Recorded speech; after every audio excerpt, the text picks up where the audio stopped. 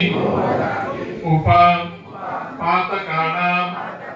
मध्य गंध आघ्राणादि जातिभ्रंश कराणां गर्दभा वधानि संकली करणानां शूद्र सेव्यादि अपात्री करणानां कृमि कीटक वधादि मलिनी करणानां विहिता कर्मत्याग निषिद्ध कर्म आचरणादि प्रकीर्णकाणां सर्वेषां पापानां परिहार अर्थं मया मत्पूर्व जैर्वा इह जन्म जन्मांतरेव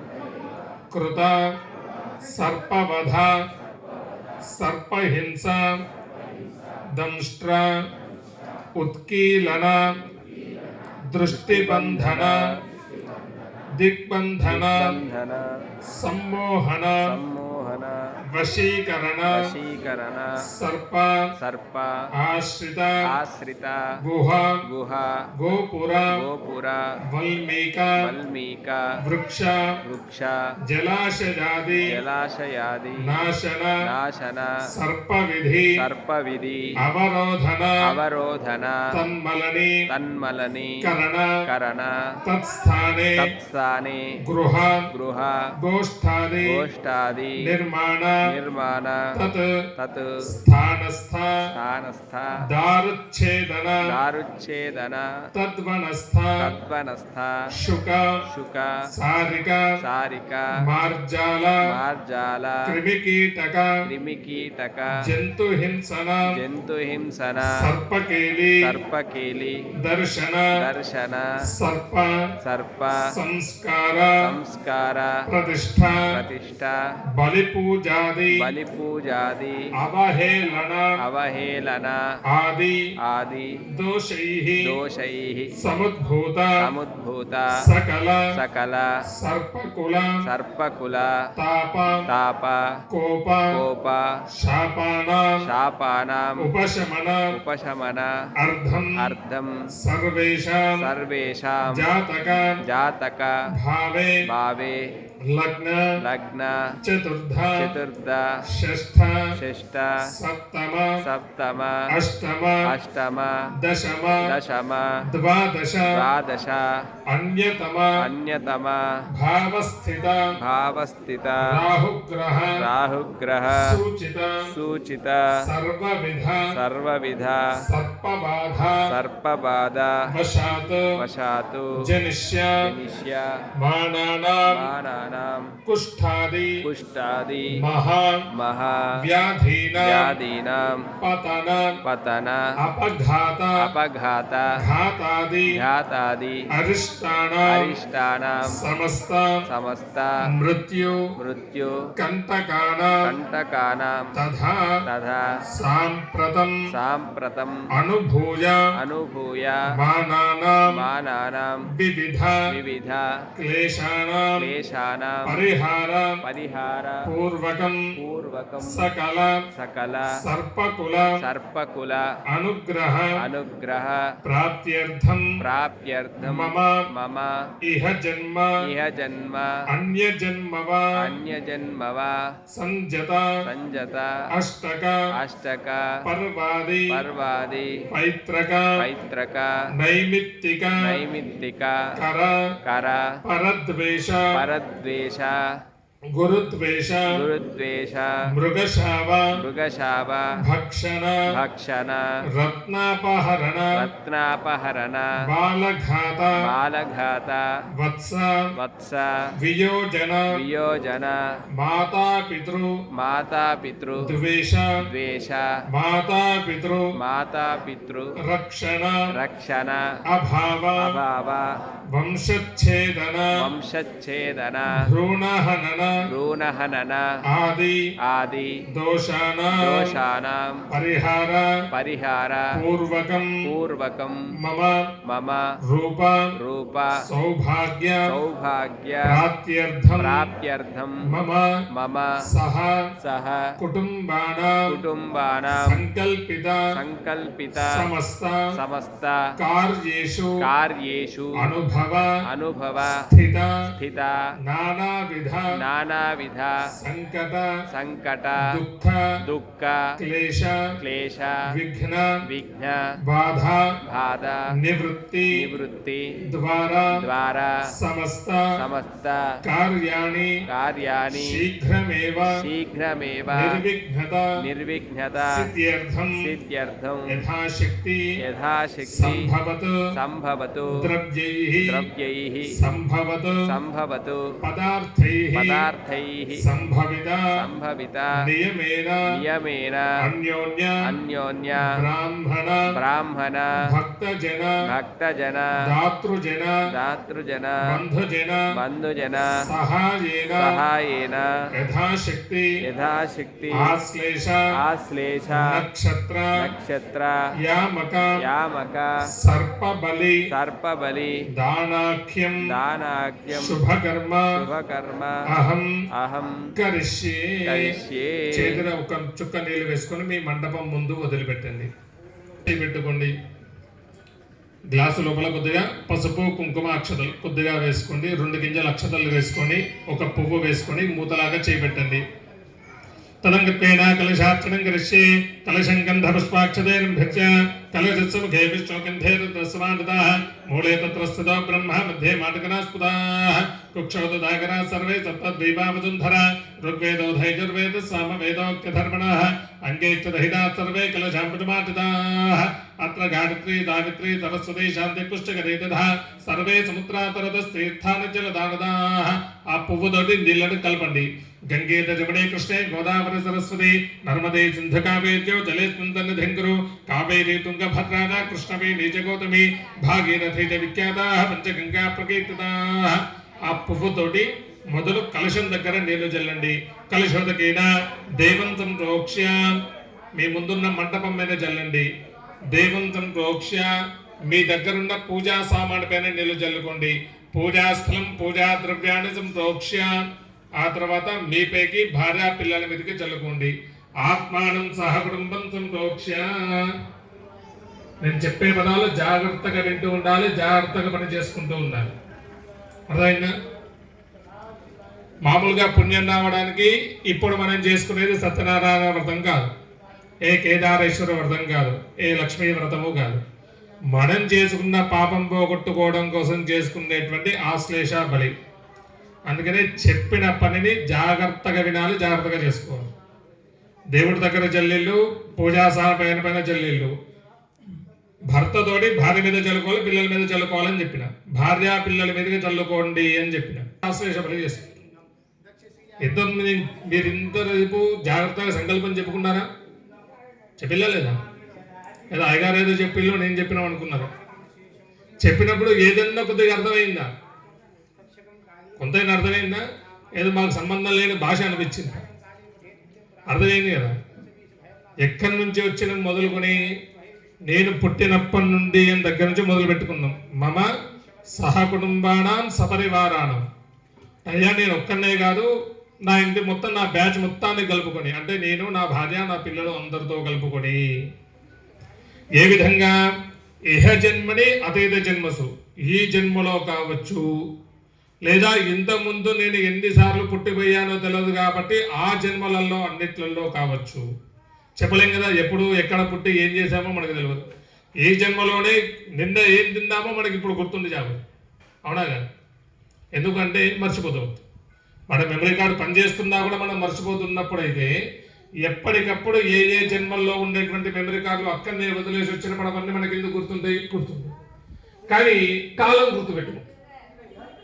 మనకు గుర్తుండకపోవచ్చు కానీ మనము ఈ కాలానికి బద్ధమై ఉన్నాం కదా. కాలచక్రానికి అనుగుణంగానే మన పుట్టుక, మన జీవనం, మన గతించడం, ఈ మూడు ఆ టైం ట్రావెల్లోనే ఉంటుంది. దానికి గుర్తుంటుంది కాబట్టి మనకి ఇబ్బందులు అనేది వస్తుంది. మనం మర్చిపోయినట్టుగా కాలం కూడా మర్చిపోయింది అనుకోండి, పెద్ద ఇబ్బంది లేదు. మనకి ఎటువంటి ఇబ్బందులు, హాయిగా ప్రశాంతంగా అందరూ ఒకే జీవితం హాయిగా ప్రశాంతంగా గడపచ్చు. కానీ కాలానికి గుర్తు ఎక్కువ ఉంటుంది కాబట్టి దానికి సంబంధించినటువంటి రిఫ్లెక్షన్ మనం ఇప్పుడు అనుభవిస్తూ ఉన్నాం. మీ సైన్స్ చెప్తూ ఉంటుంది కదా, every action as a reaction. ఎప్పుడో జరిగిన యాక్షన్కి ఇప్పుడు మనం రియాక్షన్ని అనుభవిస్తూ ఉన్నాం. ఇది చెప్తే అయ్యగారు ఇది నిజమేనా, మీకోసం మీరు రాసుకున్నటువంటి పుస్తకాలు అని చెప్పేసి మాట్లాడే విజ్ఞానవంతులు ఈ కాలంలో ఎక్కువైంది. కానీ వాడికి కూడా అనుభవంలోకి వస్తే వాడప్పుడు అదే మాట అంటాడు, మీరు చెప్పింది నిజమే అయ్యగారు. ఎందుకు అంటే అందరూ ఒక లెక్కంగా లేదు, అవునా? ఒకటి డబ్బుండి ఇబ్బంది పడుతున్నాడు, ఒకడు డబ్బు లేక ఇబ్బంది పడుతున్నాడు, ఒకడు చాలన్నటువంటి డబ్బుండి ఇబ్బంది పడుతున్నాడు, అవునా కదా? డబ్బున్నంత మాత్రాన సుఖంగా ఉన్నాడన్న గ్యారెంటీ ఎవడని ఇస్తున్నాడు? వాడికి షుగర్ బీపీలు ఉంటాయి, గోళీ లేగింది అన్నం తినలేడు, తిన్నాన్న వరగాలంటే మళ్ళీ గోళీ వేయాలి. లేని వాడికి ఆకలైనా తినడానికి తిని దొరుకుతలేదు, వాడికి ఇబ్బంది ఉండదు, వీడికి ఇబ్బంది ఉండదు. అంటే ఇట్లా ఉన్నది. కొందరికి వాడికి కావలసిన టైంకి వాడికి దొరుకుతున్నది తిండి, ఆయన ప్రశాంతంగా తింటున్నాడు, పని చేసుకుంటాడు. గొప్ప వ్యక్తి అనేటువంటి వాడి ఇంటి చుట్టూ కాపలా జెడ్ కేటగిరీ సెక్యూరిటీ ఉన్నవాడు ఏసీలో పడుకొని పట్టు పరపేదో పడుకున్నవాడికి నిద్ర పడతలేదు, ఎవడొక్కడు వచ్చేసి నెత్తి మీద బాంబు వేస్తాడు అన్న భయం. కానీ వాడి ఇంట్లో పొద్దు నుంచి సాయంత్రం పని చేసిన వాడు ఓ పక్కన ఒక రూమ్ ఉంటుంది, వాడు క్వార్టర్స్ అని ఇస్తారు కదా, క్వార్టర్లలో వాడు ఎండాకాలం కూడా ఫ్యాన్ కిందే పడతాడు, కానీ వాడు 9 గంటలకు హాయిగా పడుకోవచ్చు. ఇప్పుడు ఎవడు సుఖంగా ఉన్నట్టు? పైసలు ఉన్నాడా, వాడు ఇంట్లో పని చేసినాడు. అంటే వాడి టైం బాగున్నది అని. ఈ టైం బాగుండాలి అంటే ఏం చేయాలి అంటే మనం ధర్మంగా జీవించాలనేది శాస్త్రం. ఈ ధర్మంగా జీవించినటువంటి సందర్భాల్లో మనం ఎప్పుడో ఒకసారి చేసినటువంటి కొన్ని చిన్న చిన్న పొరపాట్లు ఉంటాయి కదా, ప్రతి అడుగు కరెక్ట్గా వేస్తామన్న గ్యారెంటీ లేదు. ఒక్కొక్కసారి తట్టుకొని కింద ఎందుకు పడతా ఉంటే ఏదో ఒక అడుగు పొరపాటు పడుతుంది. ఆ పడ్డప్పుడు వచ్చినటువంటి ఎఫెక్ట్లే ఇప్పుడు మనం చెప్పుకుంటున్నాం. ఏ విధంగా బాల్యాది అవస్థాసు, పుట్టినప్పటి నుంచి లెక్క వేసుకోండి, బాల్యము, కౌమారము, యవ్వనము, వార్ధక్యం, ఈ 4 స్థానాలు. అయ్యా మరి బాల్యం అంటే చిన్నప్పుడు కదా, చిన్నవాడికి ఏం తెలియదు కన్నా అంటే శాస్త్రం అట్లా ఒప్పుకోదు. చిన్నపిల్లవాడికైనా సరే వాడు తప్పు చేస్తే వాడి లెక్కలో వాడి పడతాం, అన్నా కదా. చంటిపిల్లవాడు నిప్పు దగ్గర వేయండి అనుకోండి, పట్టుకుంటే ఏమవుతుంది? ఎక్కువ కాలుతుంది. ఎందుకంటే కాలు ఉడుతున్న వాడు ఏం చేస్తాడు, దాన్ని ఇంకాస్త గట్టిగా పట్టుకుంటాడు భయానికి. అదే నిప్పు కాలుదని చేసిన వాడు పట్టుకున్నప్పుడు కాలుతో ఏం చేస్తాడు, వదిలి పెడుతుంది. కాబట్టి వాడికి తక్కువ కాదు. అందుకే కూడా ఎవడు ఎక్కువ ఇబ్బంది పడుతున్నాడు, తెలియకుండా చేసిన వాడికి. అందుకే మన శాస్త్రం ఏం చెప్పిందంటే జ్ఞాత్వా కర్మాణి కుర్వేత, ఏ పని చేసినా దానికి ముందు వెనుక తెలుసుకున్న తర్వాతే పని చేయండి. మనం ఏంటంటే ఫస్ట్ పని చేసిన తర్వాత దాంట్లో ఎఫెక్ట్ వచ్చిందా, మంచి అయిందా, ఇదంతా నాదే, అదే ఆపోజిట్ అయిందా, లేదు వాడు నేను ఒకటి చెప్తా వాడు ఒకటి చేసిందా పక్కన మీద, లేదు దేవుడి మీద వదిలేస్తా. 10,000 కరెంట్ బిల్లు వచ్చి దేవుడా అంట, అదే 24 గంటలు ఏసులో సల్ల కూర్చుంటే ఏసీ నేనే ఉన్నా అంట. కాబట్టి బాల్యము, యవ్వనము, కౌమారము, వార్ధక్యం, ఈ 4 స్థానాల్లో ఇప్పుడు మన వాళ్ళకి ఎట్లా తయారయ్యారు అంటే ఏమున్నది, ఏ భగవద్గీత చదవాలి అంటే వాడు పోయిన తర్వాత గ్యాదర్ వేస్తున్నాం.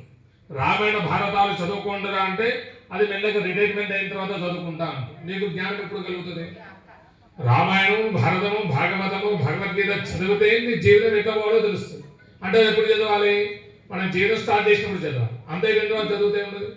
అప్పుడు ఇది తప్పని తెలిసినా దాన్ని మార్చుకోవాలంటే వెనక్కి పోలేదు. 1,00,000 రూపాయలు సంపాదించుకుని పోగొట్టినాం, మళ్ళీ 1,00,000 సంపాదించవచ్చు. ఒక గంట పోయింది, మళ్ళీ ఆ గంట వస్తుందా? 1 కోటి రూపాయలు వెనకాల పడేసినా కూడా రివర్స్ వెళ్తాం వెనకాలకి. ఎంత టైం ట్రావెలింగ్ వెనక్కి చేద్దామన్నా చేసే అవకాశం లేదు. కాబట్టి కాలాన్ని జాగ్రత్తగా వాడుకోవాలంటే ముందు విషయం తెలుసుకో. అందుకే మన వాళ్ళు జ్ఞాత్వా కర్మాణి కుర్వేత అన్నారు. మనం ఏంటంటే పని చేసిన తర్వాత తెలుసుకుంటాం ఇది తప్పేమో అని. అప్పటికి మనకు 60 ఏళ్ళు 70 ఏళ్ళు వస్తే మోకాలు నొప్పులు ఉంటాయి, కూర్చోలేము, నిలవాలి. ఆ విధంగా గుణత్రయ కారణాలు మనకుండేటువంటి 3 గుణాలు, సత్వగుణము, రజోగుణము, తమోగుణం, 3 గుణాలు ఉన్నాయి. మంచిదనం, కొద్దిగా అటు ఇటు కాకుండా కొద్దిగా రాక్షసత్వం, ఈ 3 రకాలైనటువంటి గుణాలు.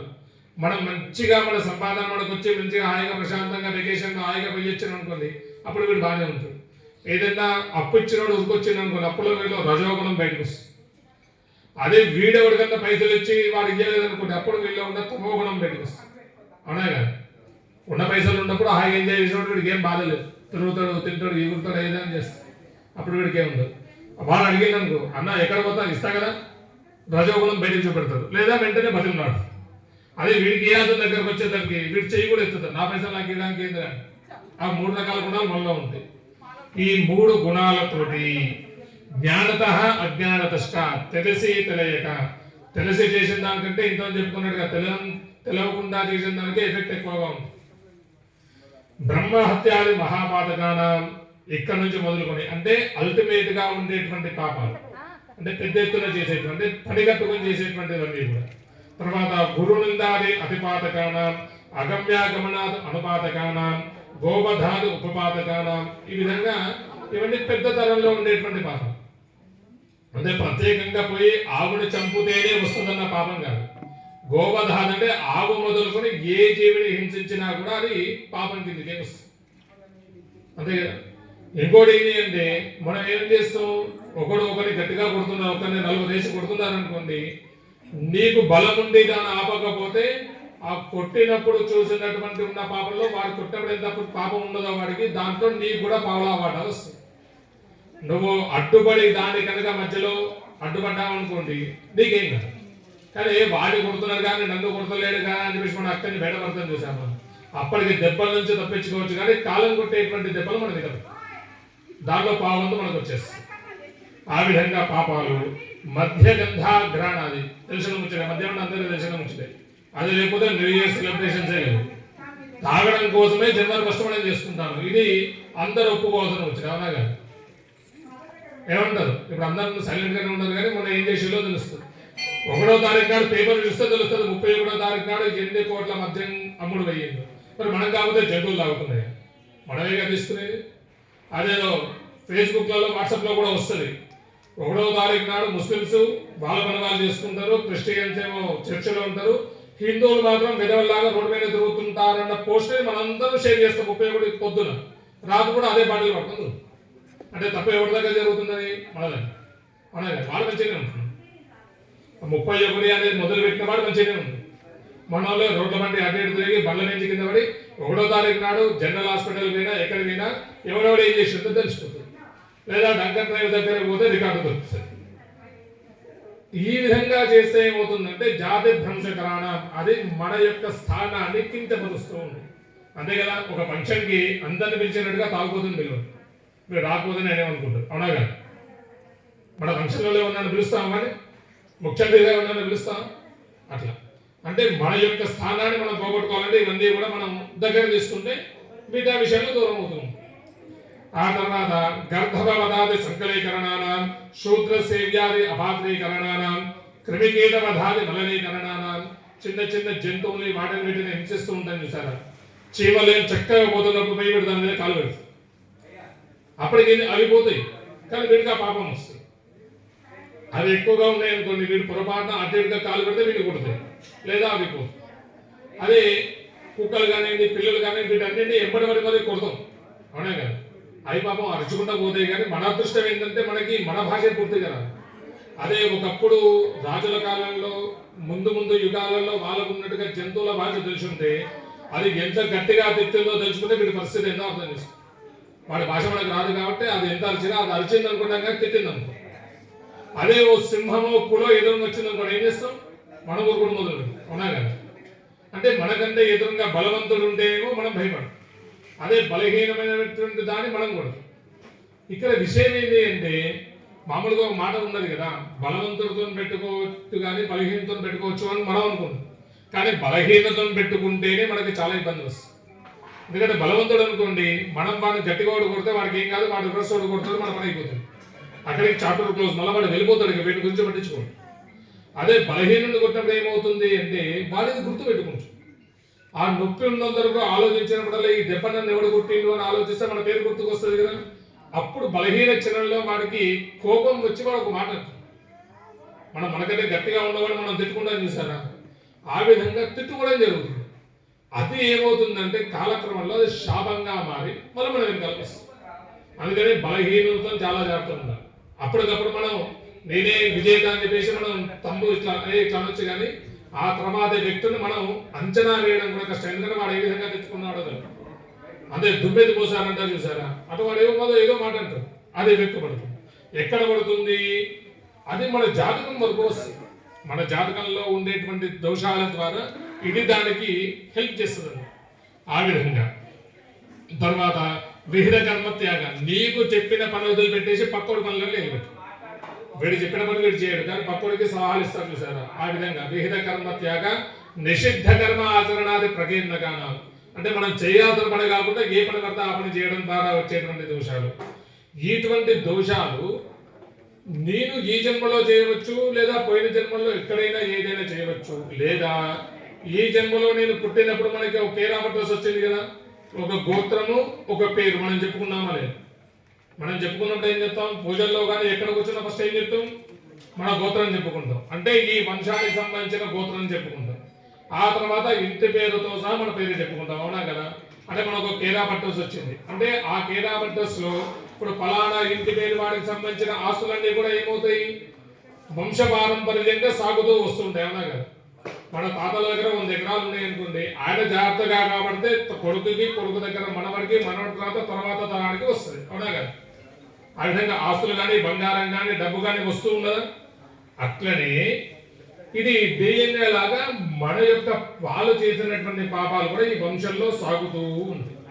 ఏ విధంగా అయితే మనం ఆస్తుల్ని వదులుకోలేమో ఈ పాపాలు మనల్ని వదలకుండా, ఆ విధంగా చేసినటువంటి దోషాలు మనల్ని వెంబడిస్తుంది. దీనికి పేరు ఏంటంటే పితృదోషాలు అని పేరు విన్నాం కదా. పితృదోషాలు కానీ సర్పదోషాలు కానీ, ఈ సర్పదోషాలు ఏ విధంగా వస్తాయి అంటే ఇంతకుముందు మనం చెప్పుకున్నట్టుగా సర్పవధ, సర్పహింస, దంష్ట్రోత్కీలన, దృష్టిబంధన, సమ్మోహన, వశీకరణ అని చెప్పేసి 6 రకాలైనటువంటి పనులు ఉన్నాయి. పాములను చంపడం, మిగతా జంతుజాలంతో కూడా, పాములు అంటే ఓన్లీ పాములనే కాదు, తర్వాత వాటిని హింసించడం. కొంతమందికి ఏంటంటే పక్కోడు బాధపడుతుంటే వీడికి సంతోషం అనిపిస్తుంది, వాడిని కొట్టడం, గిల్లడం, తన్నడం ఇవన్నీ చేసుకుని వీడు ఆనందపడుతూ ఉంటాడు. ఇప్పుడు వీడికి ఆనందం ఉంటుంది కానీ అది మళ్ళా ఎప్పుడైనా సరే సైకిల్ తిరుగుతుంది కదా, వీడి దగ్గరికి వచ్చేసరికి ఏంటంటే అది బూమరాంగా 10 ఫీట్లో వచ్చేస్తుంది.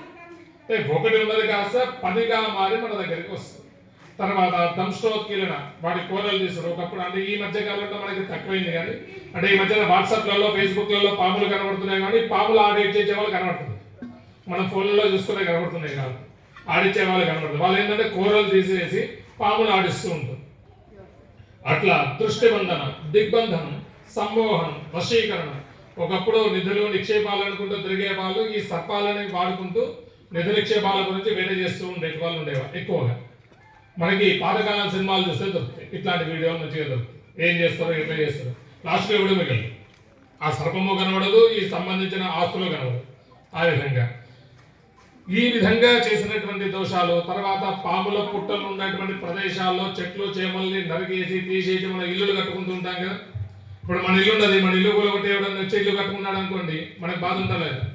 అట్లనే మనం ఏం చేస్తున్నామంటే ఇప్పుడు మామూలుగా మనకి వర్షాకాలం వస్తే తెలుస్తుంది ఎక్కడ చెరువులు కుంటలు ఉన్న ప్లేస్లలో ఇల్లులు కట్టారు, అక్కడనే నీళ్ళు అంతేనే కదా. మిగతా ఇల్లులు కొన్ని మంచి స్థలాల్లో కట్టిన ఇల్లు మంచిగానే ఉంటాయి.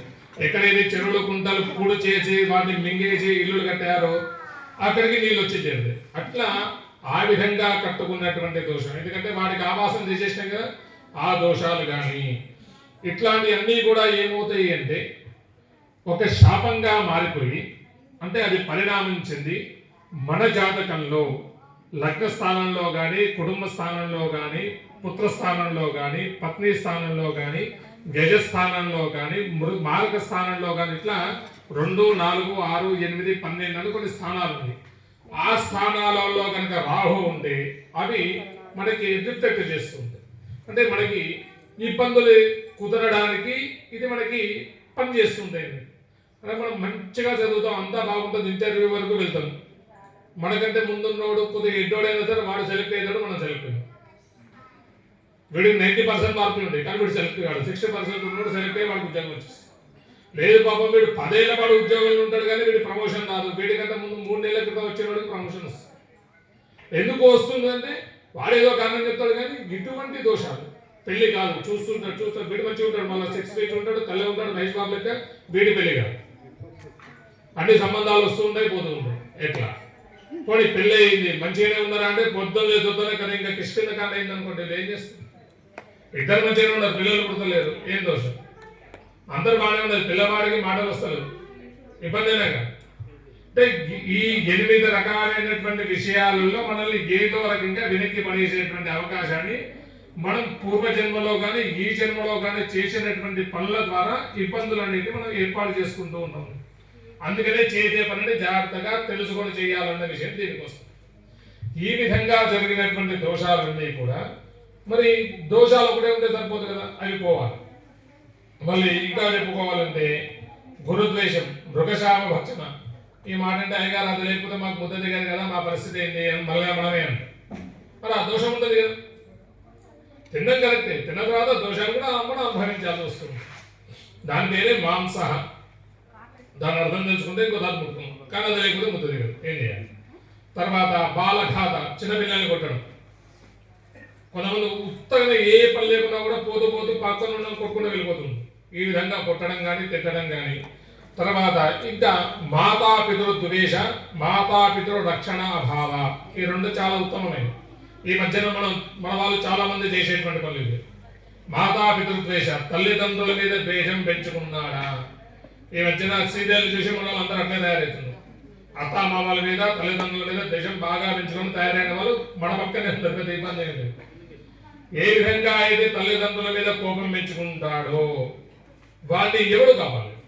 ఇట్లాంటి శాంతులు రోజు పెట్టుకున్నాడు పెద్ద ఉపయోగం ఉంది. ఎందుకంటే ఆ యొక్క ఎఫెక్ట్ వాడుకుంటుంది. మాతాపితృద్వేషం, నీకు జన్మనిచ్చిన తర్వాత వాడు ఏమంటాడు? పెద్దనే ఉందా, మా అమ్మ నాన్న నాకు ఏం చేసిండని నేను వాడే క్వశ్చన్ చేస్తాను. అదే మీ నాన్న గతించింది కదా, తద్దినం పెడుతున్నాను, మా నాన్న ఏం చేసిండని తద్దినం పెట్టాలి అన్నోళ్ళు ఉన్నారు. వాడు తండ్రికి నమస్కారం పెట్టాడు కదా, తద్దినం ఎక్కడ. ఇది ఏ విధంగా అవుతుంది అంటే, నీకు ఈ శరీరాన్ని ఇచ్చిందంటేనే నువ్వు వాళ్ళకి రుణం అడిగావు. రుణం పడద్దప్పుడు ఏం చేయాలి? మనం రుణం తెచ్చుకోవాలి. వాళ్ళు ఇచ్చేదేమో, వాళ్ళు ఇస్తే నీకు సంతోషం. వాళ్ళు ఇవ్వకపోయినా వాళ్ళకు చేయాల్సిన పనులు ఉన్నంత వరకు ఏ విధంగా అంటే ఉన్నంత వరకు వాళ్ళ మాట వినడం, జీవతో వాక్యకరణ, తర్వాత గతించినప్పుడు చేయాల్సినటువంటి ఉత్తకర్మలు, ఆ తర్వాత గయ్యలో పిండం పెట్టడం. ఇవన్నీ కూడా కొడుకుగా కానీ కూతురుగా కానీ పుట్టినప్పుడు మనం చేయాల్సినటువంటి ధర్మాలు. ఇవి చేయకుండా మా అమ్మ నాన్న నాకు ఇవి ఇచ్చారండి అని చెప్పడం, వాళ్ళకు 60 ఏళ్ళు వచ్చుడుతోనే బాగా మాట మీద తీసుకెళ్లి వీళ్ళు ఆ ఓల్డేజ్ హోమ్లో పడేస్తారు. చూసారా? వాడంతటి కృతజ్ఞుడు ఇంకోటి ఏంటి అంటే, ఎవరైనా తల్లిదండ్రులు ఓల్డేజ్ హోమ్లో ఉంటే వారింటికి మనం చూడటానికి పోతే వాళ్ళ ఇంట్లో మంచినీళ్ళు తాగితే సూతకం ఇంట్లో నీళ్లు తాగినటువంటి దోషం వస్తున్నది శాస్త్రం. ఇది ఎప్పటి వరకు వస్తుంది? మామూలుగా సూతకం అంటే 2 రోజులు ఉంటుంది, 10 రోజులు ఉంటుంది. కానీ వీడికి ఎప్పటి వరకు ఉంటుంది అంటే, వాళ్ళు అక్కడ కదిలించేంత వరకు సూతకం ఉంటుంది. అంటే ఓల్డేజ్ హోమ్లో 10 ఏళ్ళు ఉన్నారు అనుకోండి, 10 ఏళ్ళు సూతకంలో ఉన్నట్టే. ఈ 10 ఏళ్ళు సూతకం ఉన్నోడింటి మనం పోతాం, మంచినీళ్ళు అవుతాం, కనీసం మనం ముట్టుకోం కూడా ముట్టుకోం. అదే వాళ్ళ చుట్టూ తిరిగితే కష్టంగా ఆయన ఇంత దోషం వస్తుందండి.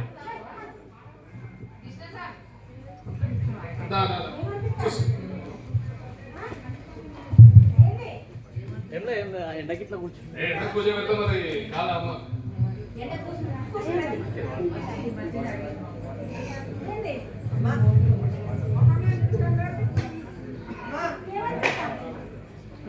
అమ్మాయిగో అక్కడ అయ్యగారు ఇల్లు ఉన్నది కదా, ఇంటి దగ్గర పెట్టుకోండి. ఆయన అక్కడ మంచిగా ఉంటుంది, పడుకోబెట్టాను. మెల్ల తొందర పడకండి. ముఖం తాగి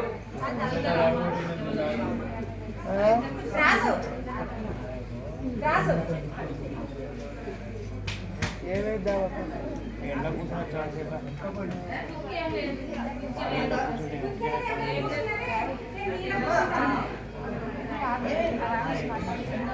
మళ్ళీ సీక్రెట్ అయితే రికార్డ్ అయితే మళ్ళీ మధ్యలో వస్తానా, మధ్యలో వస్తానా.